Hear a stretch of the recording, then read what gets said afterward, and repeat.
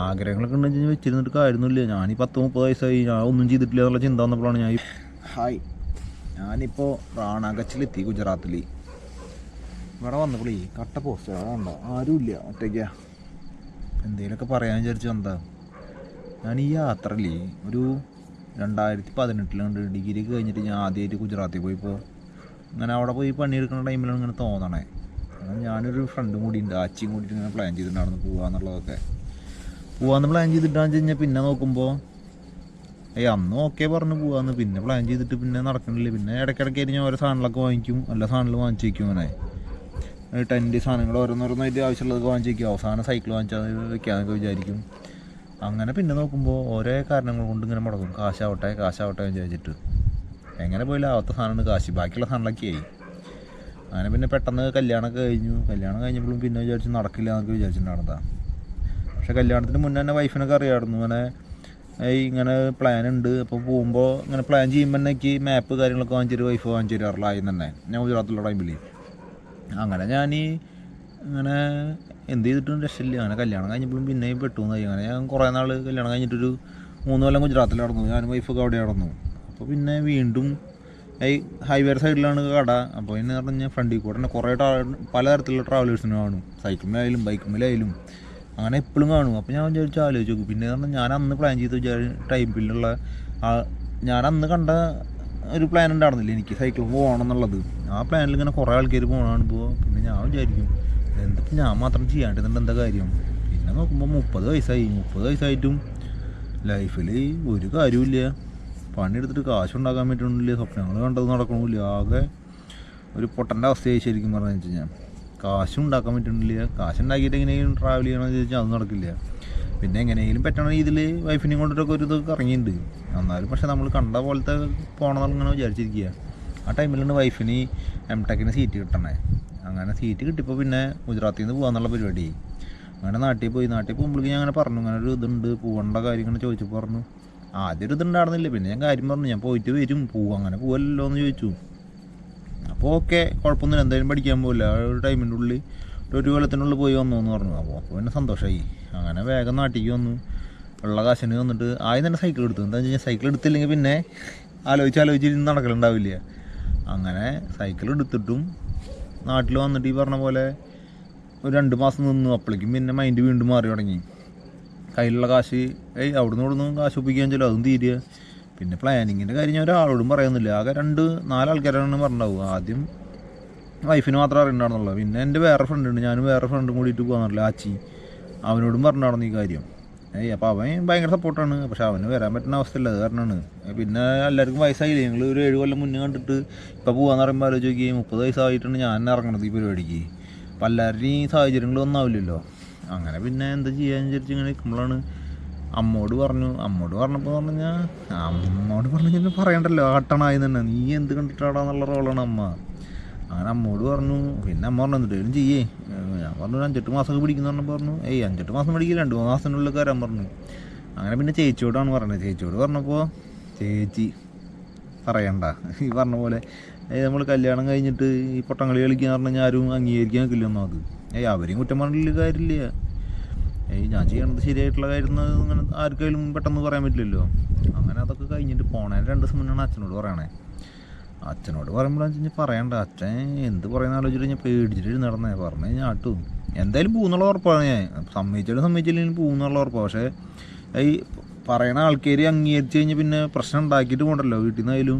അങ്ങനത്തെ ഒരു മൈൻഡില്ല. അങ്ങനെ അച്ഛനോട് പറഞ്ഞപ്പോൾ അച്ഛൻ പറഞ്ഞു എന്തായാലും നീ ചെയ്തോ, കുഴപ്പമൊന്നുമില്ല, ഇപ്പോൾ ഞങ്ങളോട് ചോദിക്കേണ്ട കാര്യമൊന്നുമില്ല, എനിക്ക് 10-30 വയസ്സായില്ലേ, കുറച്ച് ബോധം വരാനുള്ളതൊക്കെ ആയില്ലേ. മുന്നാന്ന് വെച്ച് കഴിഞ്ഞാൽ അച്ഛനമ്മേനെ നോക്കേണ്ട കാര്യമില്ല. ഇപ്പോൾ കല്യാണം കഴിഞ്ഞ് പെണ്ണിനെ ഓടുന്നുണ്ട്, ഇപ്പോൾ പെണ്ണിനെ നോക്കണം, ശരീരം നോക്കണം എന്ന് പറഞ്ഞു. ശരി എന്ന് പറഞ്ഞു. അപ്പോൾ വലിയ കുഴപ്പമില്ല, അധികം ചൂടായിട്ടെന്നല്ല പറഞ്ഞു. അപ്പോൾ പിന്നെ മനസ്സിന് സന്തോഷമായി. അങ്ങനെ പിന്നെ ഇറങ്ങുമ്പോൾ എന്ന് പറയുമ്പോൾ ഈ പറഞ്ഞ പോലെ കയ്യിലാന്ന് വെച്ച് കഴിഞ്ഞാൽ കാശെന്ന് പറയുമ്പോൾ 12,500 റുപ്യ പിടിച്ചിട്ടാണ് ഞാൻ ഇറങ്ങണം. ആദ്യം കയ്യിൽ വേറെ ഒന്നുമില്ല, വേരനോടത്ത് വെച്ച് കാണാമെന്നുള്ള റോളിന്. ഞാനെന്ന് വെച്ച് കഴിഞ്ഞാൽ എനിക്ക് എന്തായാലും തുടങ്ങിയിട്ടേ കാര്യമുള്ളൂ. ഇത്ര നാൾ പ്ലാൻ ചെയ്തു സാധനങ്ങൾ. പിന്നെ പറഞ്ഞാൽ ട്രാവൽ ഇടയ്ക്ക് ഇങ്ങനെ ഓരോന്ന് ചെയ്യണ കാരണം ടെൻറ്റ്, സ്ലീപ്പിംഗ് ബാഗ്, ഒരുവിധം സാധനങ്ങളൊക്കെ കയ്യിലുണ്ട്. പിന്നെ ഒരു ഗോപ്രോ ഉണ്ട്, അങ്ങനെ ഒരുവിധം സാധനങ്ങളുണ്ട്. പിന്നെ പറഞ്ഞാൽ സൈക്കിൾ വാങ്ങിച്ചു, സൈക്കിളിൻ്റെ ബാഗുകൾ, സാധനങ്ങൾ, അങ്ങനത്തെ കുറച്ച് സാധനങ്ങൾ വാങ്ങിച്ചു. അതിനുള്ളൂ. പക്ഷെ സൈക്കിളിൻ്റെ സാധനങ്ങൾക്ക് തന്നെ അത്യാവശ്യം കാശ് അതിൻ്റെ കിട്ടുക വെക്കാൻ വേണ്ടിയിട്ട്, അതും പറയണ്ട. അങ്ങനെ പോയിട്ട് അവസാനം കാശ് കടം വാങ്ങിച്ചിട്ട് അങ്ങനെ പോകാൻ നിന്നില്ല. എന്താണെന്ന് വെച്ച് കഴിഞ്ഞാൽ സൈക്കിൾ എടുക്കുമ്പോൾ പിന്നെ കടം വാങ്ങിച്ചിട്ട് പോകുന്നുള്ളത്, കാരണം പിന്നെ വേറെ കടം വാങ്ങാന്നില്ല. പിന്നെ വേറെ വെച്ച് കാണാന്നുള്ള റോളാണ്.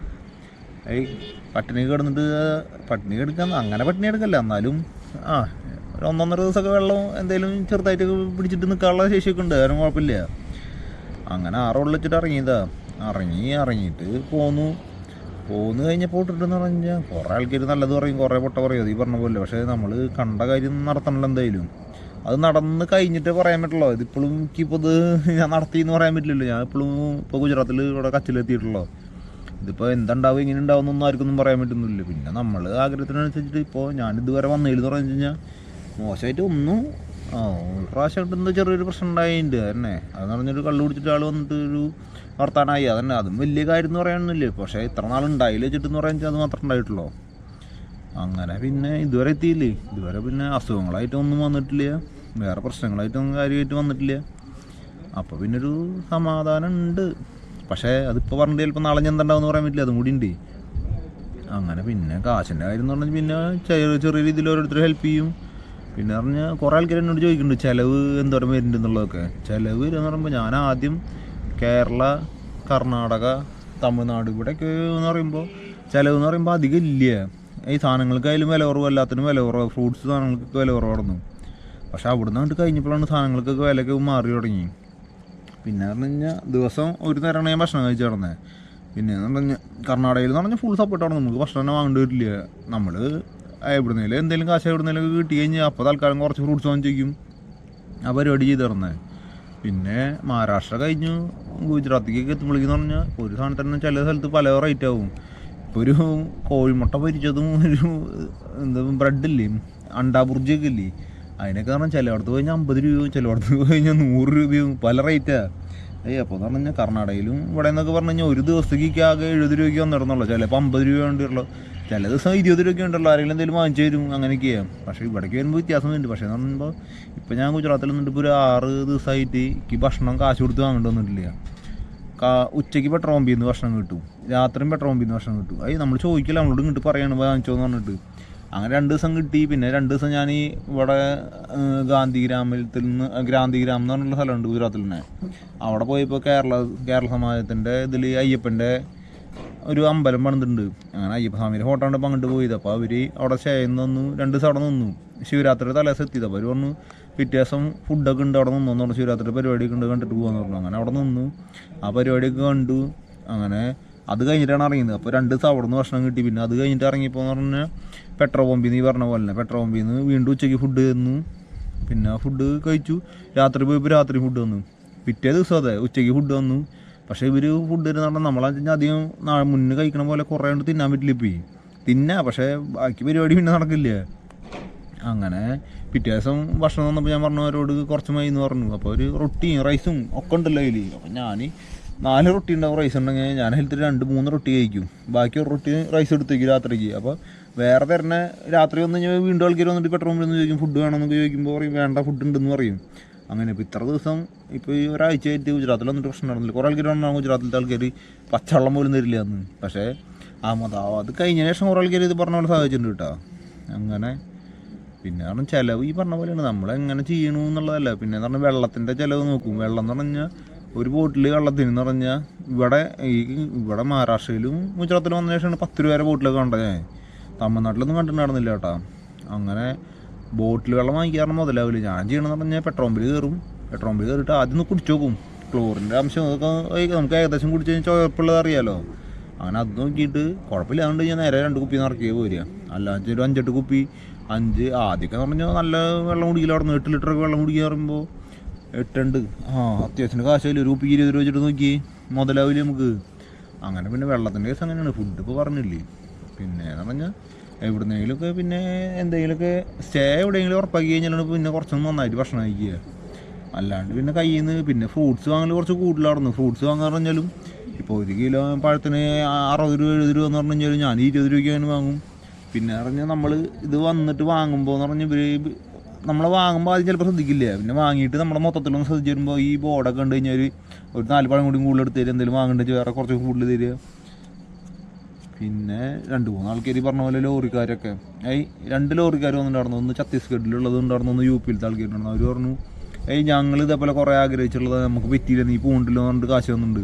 അത് ഞാൻ വേണ്ടെന്ന് പറയുമ്പോൾ അവർ നിർബന്ധിച്ച് തരും. നീ നമ്മളെ കൊണ്ട് ഇത്ര തരാൻ പറ്റുള്ളൂ എന്ന് പറഞ്ഞിട്ട് നിർബന്ധിച്ച് തരികയാണ്. അങ്ങനെ കുറേ അനുഭവം ഉണ്ടായിട്ട് പിന്നെ കുറേ ആൾക്കാരില്ല കർണാടകയിൽ വെച്ചിട്ട് ആൾ വീട്ടിൽ കൊണ്ടുപോയി നമ്മളറിയ പോലും ഇല്ല ഒന്നും. അതെന്ന് പറഞ്ഞാൽ അവരുടെ ഉള്ളിൽ കിടക്കുന്ന ആഗ്രഹം ഇങ്ങനെ ഉണ്ട്, അപ്പോൾ ചെയ്യണ ആളെ സപ്പോർട്ട് ചെയ്യാന്നുള്ളൊരു ഇത് മാത്രം. പിന്നെ ഞാൻ കണ്ടതെന്ന് പറഞ്ഞാൽ കുറേ ആൾക്കാർ നമ്മൾ വീഡിയോ എടുക്കും, ബാക്കിൽ ബോർഡ് വെച്ചാൽ യൂട്യൂബിൻ്റെ ചിത്രം കണ്ടിട്ട് നമ്മൾ അവരുടെ വീഡിയോ എടുത്തിടും, അവരെ ഫേമസ് ആക്കണം, അവരെ കട ഇതാക്കണം. നമ്മൾ തന്നെ ഈ അരഗതിക്ക് പരഗതിയിലാണ് നടക്കുന്ന ടീമാണ്. എല്ലാവരും പറഞ്ഞിട്ട് ഈ വൈഫ് പറഞ്ഞതിന് ശേഷമാണ് ഞാൻ വീഡിയോ എടുക്കാൻ വരെ തുടങ്ങിയത്. ഞാൻ ഇറങ്ങിയിട്ട് 4 ദിവസം വെറുതെ സ്റ്റാറ്റസ് ഇട്ട് കളിക്കായിരുന്നു. അങ്ങനെ വൈഫ് പറയുന്നുണ്ട് ഇങ്ങനെ വീഡിയോ ഇടുന്ന് പറഞ്ഞിട്ടാണ് ഞാൻ വീഡിയോ ഇട്ട് തുടങ്ങി.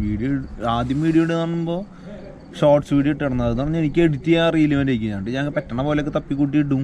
അങ്ങനെ രണ്ടാമത്തെ വീഡിയോ കണ്ട് ഇട്ടപ്പോൾ കുറച്ചൊന്ന് വീഡിയോയ്ക്ക് വ്യൂസൊക്കെ കയറിയപ്പോൾ പിന്നെ കുറേ ആൾക്കാർ മെസ്സേജ് അയക്കും. അങ്ങനെയൊക്കെ തുടങ്ങിയപ്പോഴാണ് നമുക്ക് ഒരു കാര്യം ചെയ്തിട്ട് ഇങ്ങനെ റെസ്പോൺസ് ഇങ്ങോട്ട് കിട്ടുമ്പോഴാണ് ഒരു ഇതായത്. അങ്ങനെ ഞാൻ പിന്നെ ഇട്ട് തുടങ്ങിയെന്നാണ്. പക്ഷേ എന്ന് പറഞ്ഞാൽ യൂട്യൂബ് ഷോർട്സ് ഉണ്ടാക്കാൻ പിന്നെയും കുഴപ്പമില്ല. പക്ഷേ വലിയ വീഡിയോ എടുക്കുക പറഞ്ഞു കഴിഞ്ഞാലും ഇപ്പോൾ GoPro ഉണ്ടെങ്കിലും GoPro ഡിസ്പ്ലേ ഇറക്കിയില്ല, ഫോണിലേക്ക് കണക്ട് ചെയ്യണം. ഫോണിലേക്ക് കണക്ട് ചെയ്തിട്ട് ഫോണിൽ ഇത് കറക്റ്റായി അത് ക്യാമറ ഏതാണോ ഇതൊക്കെ നോക്കണം. പെട്ടെന്ന് വീഡിയോ എടുക്കുക പറഞ്ഞാൽ നടക്കില്ല. അങ്ങനെ അത് ചെയ്തിട്ട് ആദ്യം വീഡിയോ എടുക്കുമ്പോൾ എന്ന് പറഞ്ഞു കഴിഞ്ഞാൽ ഞാൻ ഈ വോയിസ് ഓവർ കൊടുക്കുകയായിരുന്നു. പിന്നെ പറഞ്ഞാൽ എനിക്ക് ഫേസിനോട് പിടിച്ചിട്ട് മുഖത്ത് നമുക്ക് സംസാരിക്കാൻ ഒന്നാമത് അറിയില്ല, പിന്നെ ഒരു ചളിപ്പ് അങ്ങനത്തെ ഒരു പ്രശ്നമുണ്ട്. അപ്പോൾ അതിൻ്റേതായ ഒരു പ്രശ്നങ്ങളുണ്ടായിരുന്നു. പിന്നെ ഗതി മുട്ടിയിട്ടാണ് പിന്നെ മുഖം കാണിച്ചിട്ട് ഇട്ട് തുടങ്ങിയത്. അങ്ങനെ ഫേസ്ബുക്കിൽ എന്ന് പറഞ്ഞാലും യൂട്യൂബിൽ എന്ന് പറഞ്ഞാലും വലിയ ഇതെന്ന് പറയാനൊന്നുമില്ല, നമ്മൾ വീഡിയോയിൽ ഇട്ടുകൊണ്ടിരിക്കണം. പിന്നെ പറഞ്ഞാൽ നമുക്ക് ഓർമ്മയ്ക്കെന്ന് പറഞ്ഞാൽ ഫോണിൽ മെമ്മറി എന്തായാലും കഴിയും. ഞാൻ വന്നിട്ട് തമിഴ്നാട് എത്തുമ്പോഴേക്കും എൻ്റെ ഫോൺ മെമ്മറി ഫുള്ളായി. പിന്നെ മെമ്മറി ഇപ്പോൾ എന്തെന്ന് വെച്ചിട്ട് ചെയ്യാം. അപ്പോൾ ഇതിൽ യൂട്യൂബിൽ ഇടണോണ്ട് ഒരു ഉപകാരം എന്ന് വെച്ച് കഴിഞ്ഞാൽ നമ്മൾ എപ്പോഴെങ്കിലും കാണുന്ന വെച്ചാലും നമ്മളിപ്പോൾ ഫുള്ള് ഒരു ദിവസത്തെ വീഡിയോ ഇട്ടിട്ടുണ്ടെങ്കിലും അതിൽ ഫുള്ള് കാര്യങ്ങളൊന്നും ആഡ് ചെയ്യാൻ പറ്റില്ല. കുറേ കാര്യങ്ങൾ ആഡ് ചെയ്യാൻ പറ്റാത്ത കാര്യങ്ങളുണ്ടാവും, അങ്ങനത്തെയൊക്കെ ഉണ്ടായില്ലേ. പിന്നെ നമ്മൾ മെയിൻ കാര്യങ്ങൾ മാത്രം ഇടാന്ന് പറഞ്ഞാൽ ചില ദിവസം മെയിൻ കാര്യം ഇല്ല. അതുകൊണ്ട് പിന്നെ വെറുതെ ഓരോ വീഡിയോ എടുത്തിട്ട് ആദ്യം തന്നെ വീഡിയോ ഇടാറിയാണ്ട് 10 ദിവസം 15 ദിവസം കഴിഞ്ഞിട്ടാണ് വീഡിയോ ഇട്ട് തുടങ്ങണം. അങ്ങനെ റൗണ്ടാക്കാൻ വേണ്ടിയിട്ട് 4 ദിവസത്തെ വീഡിയോ കൂടിയിട്ട് ഒറ്റൊരു വീഡിയോയിലാക്കിയിട്ട് വെറുതെ എടുത്തിട്ട് ഫോണിലെടുത്ത് വീഡിയോ എടുത്തിട്ട് ഇടും. അങ്ങനെയൊക്കെ ചെയ്ത് തുറന്നേ. അങ്ങനെയാണ് കാര്യങ്ങൾ. അങ്ങനെ നമ്മളിപ്പോൾ ഈ പറഞ്ഞ പോലെ യാത്ര ചെയ്യണമെന്നുണ്ടെന്ന് വെച്ച് കഴിഞ്ഞാൽ ചെയ്യുക. ഇത് കാശ് നോക്കിയിട്ടൊന്നും കാര്യമില്ല.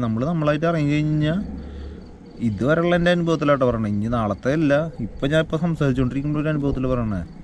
വരാനുള്ളതില്ലേ എങ്ങനെയായാലും വരും, കിട്ടാനുള്ളത് കിട്ടും ചെയ്യുമെന്ന് പറയില്ലേ, അതുപോലെ തന്നെ. അതാണ് പറഞ്ഞാൽ ഇറങ്ങുക. നമ്മൾ ഒരുമ്പിട്ട് ഇറങ്ങി കഴിഞ്ഞാൽ പിന്നെ വരും. അങ്ങനെയാണ് എൻ്റെ ഇപ്പോൾ ഉണ്ടായിട്ടുള്ള ഒരു അനുഭവത്തിൽ അങ്ങനെയാണ് ഉണ്ടായിട്ടുള്ളത്. പിന്നെ ഉള്ളതൊക്കെ ബാക്കി വരണോടത്ത് വെച്ച് കാണാറുള്ളേ. ശല്യമൊന്നും ഉണ്ടാക്കാണ്ട് പോണ്ട്. അച്ഛനായാലും ശരി ആദ്യം 4-5 ദിവസം കൂടുമ്പോൾ വിളിച്ചിറന്നു. ഇപ്പോൾ ഒന്നരാടം വിളിക്കും, കാര്യങ്ങൾ ചോദിക്കും. അത് ഇങ്ങനെ വീഡിയോയിലിടുമ്പോൾ ഓരോ കാര്യങ്ങൾ ചോദിക്കുമ്പോൾ അതല്ലടാ ഇതാന്ന് പറയും. കാര്യങ്ങൾ പറഞ്ഞിട്ട് അവർക്കൊരു ഇതുണ്ട്. ചിലപ്പോൾ അവരുടെ ഉള്ളിലുണ്ടാവില്ല അങ്ങനത്തെ ഓരോ കാര്യങ്ങൾ അവർക്കും അതിൻ്റെയൊക്കെയാവും. പിന്നെ ഇതേപോലെ നാട്ടിൽ നിന്നല്ല ഇതേപോലെ കുറച്ച് ഞങ്ങൾ കളിക്കാൻ പോണ ടൈമിലുള്ള കുറച്ച് പ്രായമുള്ള ചേട്ടന്മാരുണ്ട്. അവരൊക്കെ വിളിച്ചിട്ട് ഇതേപോലെ പറയും നമ്മൾ കുറേ സ്വപ്നം കണ്ടിട്ടുണ്ടാന്നൊക്കെ പറഞ്ഞിട്ട് നീയും ചെയ്യേണ്ടുള്ള വീഡിയോ കാണുമ്പോൾ രസമെന്ന് പറയുമ്പോൾ അതൊരു രസമാണ്. പിന്നെ പറയുമ്പോൾ മെയിൻ ആയിട്ട് ഇപ്പോൾ നമ്മൾ റോട്ടിൽ കൂടെ പോകുമ്പോൾ വയ്യാണ്ടായിട്ട് പോണ നേരത്ത് കുറേ ആൾക്കാർ വന്നിട്ട് പറയും ഓൾ ദ ബെസ്റ്റ് എന്നൊക്കെ പറഞ്ഞിട്ട് ഇതാക്കുമ്പോൾ കുറേ ആൾക്കാർ വെറുതെ വന്ന് ഇങ്ങനെ സംസാരിക്കും. അപ്പോൾ നമുക്കൊരു എനർജിയാണ്. വെറുതെ നമ്മൾ അറിയാത്ത ആൾക്കാർ വന്നിട്ട് വെറുതെ വന്നിട്ട് നമ്മളെ വിഷയങ്ങളൊക്കെ നമുക്കൊരു പ്രത്യേക ഇതാണ്. അതൊക്കെ തോന്നിയിട്ടുണ്ട്.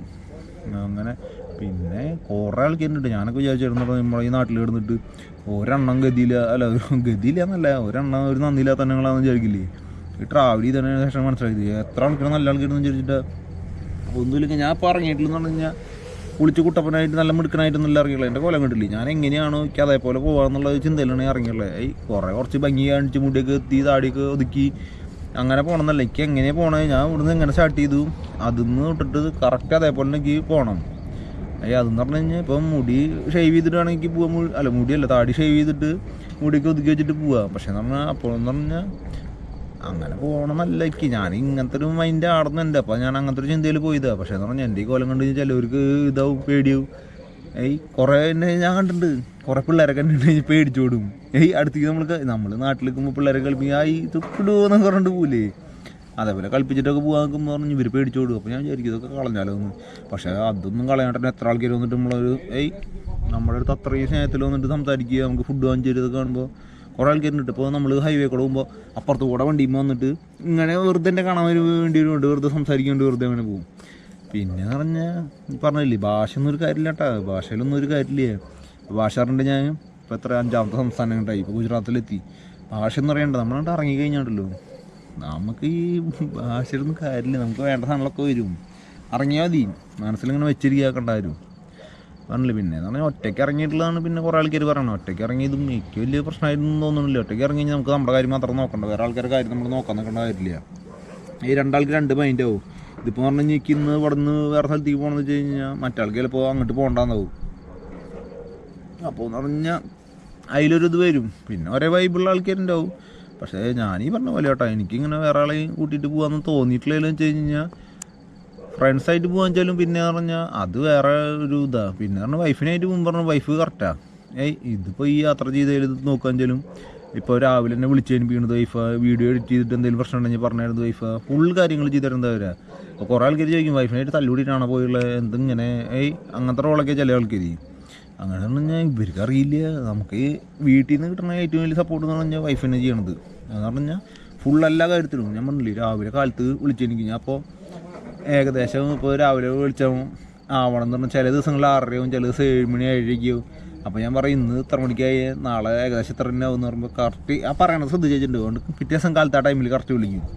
അതുകൊണ്ട് പറയും വിളിച്ചേൽപ്പിക്കുക, അതുകൊണ്ട് നേരെ പോവും, ആൾ പോവും, ആളുടെ പരിപാടി കഴിഞ്ഞു, മനസ്സിലായി. പിന്നെ ആൾക്ക് പഠിക്കല്ല, അതിൻ്റെ ഇതുണ്ട്.